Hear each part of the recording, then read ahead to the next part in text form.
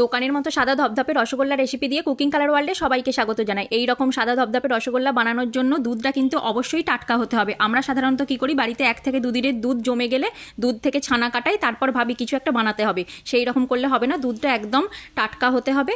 আর চিনিটা কিন্তু বড় দানার L30 চিনি নিতে হবে, কারণ ওই চিনিতে ময়লার পরিমাণটা কম থাকে, যে কারণে ওই চিনি দিয়ে শিরা তৈরি করলে চিনির রসটা দেখেই মনে হয় একদম স্বচ্ছ জলের মতো। অন্য চিনি দিয়ে রস বানালে কিন্তু রসটা একটু ঘোলাটে হয়। বাড়িতে বানানো ছানা হাতে তালুর সাহায্যে মেখে নেওয়ার পর ছোট ছোট লেচির আকারে কেটে নিতে হবে। তারপর এক একটা লেচি আবারও হাতে তালুর সাহায্যে নরম করে মেখে নিয়ে ছোট ছোট বলের আকারে গড়ে নেবো। এরপর একটা পাত্রে বড় কাপের আন্দাজে 1 কাপ চিনি, ওই কাপের আন্দাজে 1.5 কাপ জল দিয়ে গ্যাসের ফ্লেম একদম মিডিয়াম করে চিনির শিরাটা তৈরি করে নেবো। চিনির রসটা যখন টকবক করে ফুটতে শুরু করবে, সেই সময় একে একে ছানার বলগুলো দিয়ে দেবো।